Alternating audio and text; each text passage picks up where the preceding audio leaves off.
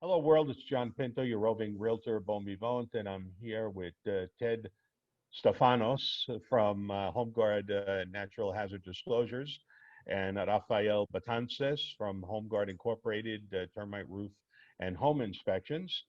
And today we're going to talk about dam inundation areas. Now, I will admit to you, Dan, that I don't think I've ever sold a piece of property where I didn't look at the natural hazard disclosure and see some reference to a dam inundation. It seems like every location has some dam that is elevated and could fail and cause inundation. I never really took it that seriously until I started spending some time in the North Bay and watched 200,000 people being evacuated from Oroville with the failure of the Oroville Dam.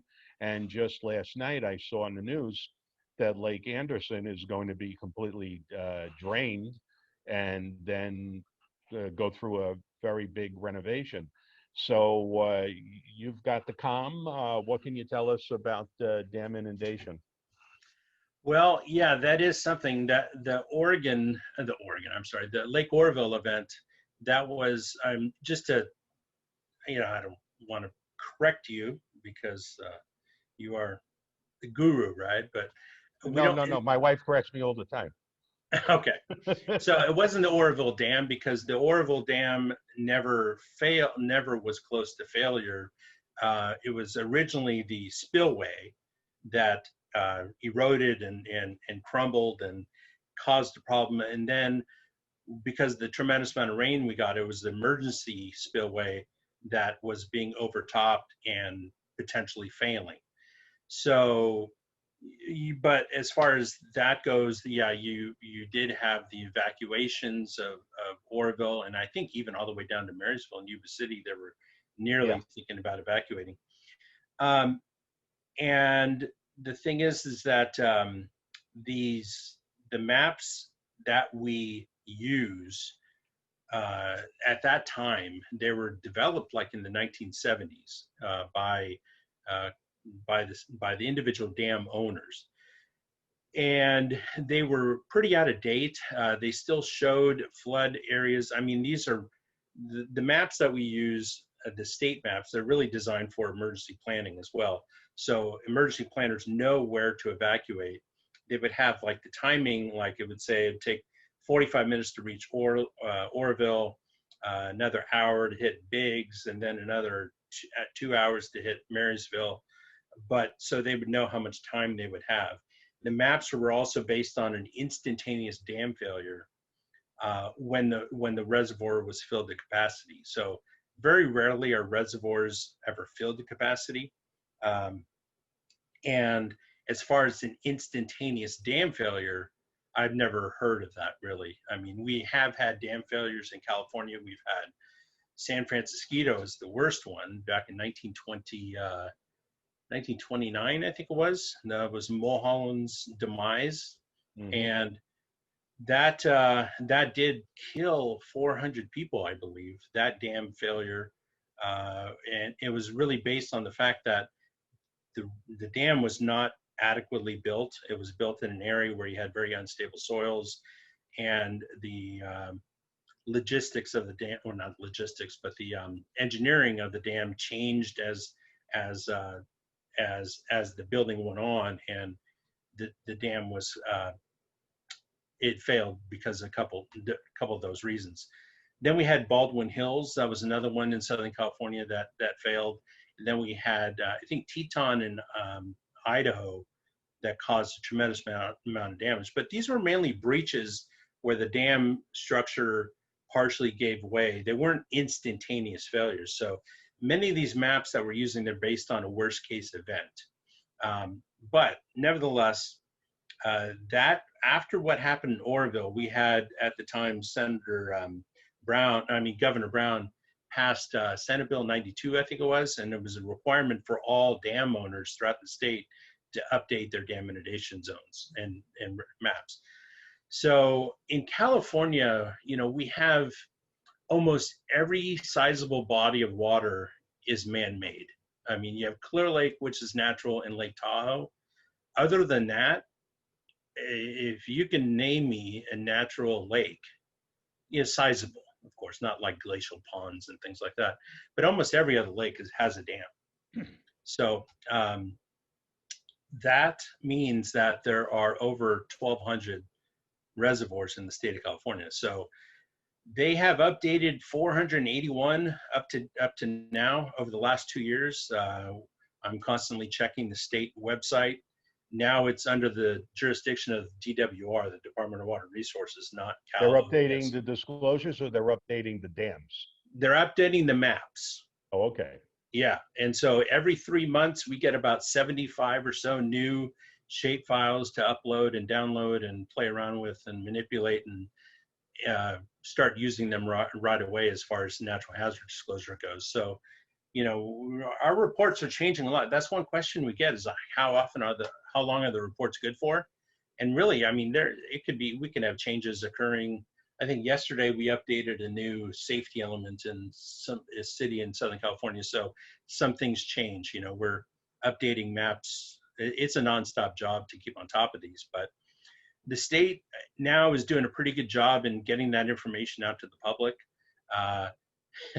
I have my issues because some dams that are federal dams, like Shasta, which is huge. I mean, that inundation area goes all the way to Sacramento. They don't have that on their maps, which is interesting. It's like, well, don't you think it's important to have Shasta as an inundation area? Well, but they say, oh, it's a federal dam. It's not under the DWR's jurisdiction. Okay, so hold that thought. So, number one, I think you have just very well imparted to realtors and consumers alike that the concept of dam inundation is important. It should be on their radar. I don't think this is something that comes up in cocktail party conversation very often, and we have successfully put it on the table. So let's talk about the reality of the implications of a dam inundation disclosure, because I'm sure, based upon my past offhanded comments about how I haven't seen any dam inundations occur, on the other hand, that begs the question, how much risk does it really indicate? Can you give us your opinion on that? Yeah. Well, I live in a dam inundation zone where I live in Sunnyvale. It's from Stevens Creek. It does not keep me up at night at all. I don't worry about it at all, even though Stevens Creek Dam did show some signs of flaw during the '89 earthquake. But if I lived at the foot of the dam or very close to the creek channel from the dam where the water would go, that would be more of a concern. Now, the one thing is too, we do have good warning systems, and unlike an earthquake that happens instantaneously, where you're aware of an earthquake happening, dam inundation, it may take an hour or two for that flood water to get to you, so you have plenty of time to evacuate. So that's something as well. But like I said, if you're living right at the foot of a dam, or like in Oroville, which is very close, just a few miles away from that massive dam and huge reservoir, it would be pretty wise to have an evacuation system in place. Now, the good news is that our engineers do keep a very close eye on integrity of these dams. So we do have an aging infrastructure, and these dams are aging. So like you said, with Anderson Dam in Morgan Hill, that is something that they've been evaluating for years and years. Initially, they said, well, we can't have the water all the way to, we can only keep it at 75% capacity. And now, things are changing. And they say, well, we really need to, we can't maintain a solid water supply with having the dam only in half capacity. We're going to have to drain this thing, fix it, and get it upgraded. So, okay, so the takeaway on the dam inundation disclosure is compared to paying for flood insurance or wildfires, it sounds like that risk is much more mitigated and predictable than the other disclosures. Yeah, and plus your insurance require or there are no insurance requirements either. So lenders don't look at these dam inundation zones Right. and mandate any insurance requirements. I say that as of this date, they don't. Who knows what's going to happen in the future? Yeah, sure. As soon as one breaks. Yeah, Yeah, sure. Absolutely. Well, I think just departing on a slightly different note on this video, you decided to give La Villa Delicatessen a plug when we started talking about Willow Glen. So I would be very remiss if I didn't give Vince Pizzella's Villa Napoli a plug, since you live in Sunnyvale, that's right. and I have eaten there over 2,000 times, and I have eaten 2,000 times consecutively scungili. Do you know what scungili is, Ted? Is that octopus? It's close. It's conch. It's sea Oh, snail. okay. And the Neapolitans, at least the Neapolitans and the Sicilians in Brooklyn, like to slice it up and braise it in San Marzano tomatoes and Calabrian chili peppers, Mm. and serve it over what they call frizzelle, which are hard biscuits, and or over linguine. Mm. So if you should really go to Pizzella's Villa Napoli. Oh, I've Uh, been. I haven't been recently, but my because that's where I grew up, and my mom and dad would take us there when we were kids. oh yeah, yeah, yeah. They have Mm. very good scampi, good bar. Now I've They're been to still the pa- bar. New Year's they're Eve, pa- I was there.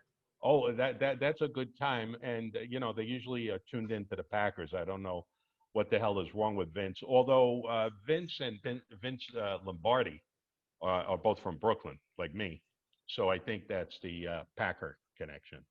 Okay. So okay. So now we talked about Scungili, and more important, we talked about dam inundation area, and again, now Ted, when somebody's at a cocktail party, they could show off and talk about dam inundation. Yeah, because I was going to mention if you go to a cocktail with me, I do talk about these things. Oh, this is well, it's better than going to most Silicon Valley parties where all they're talking about is code in the stock Yeah. market. So very good. So we will conclude dam inundation, the do's and don'ts about dam inundation. And thank you for tuning in, and we will see you on the next video.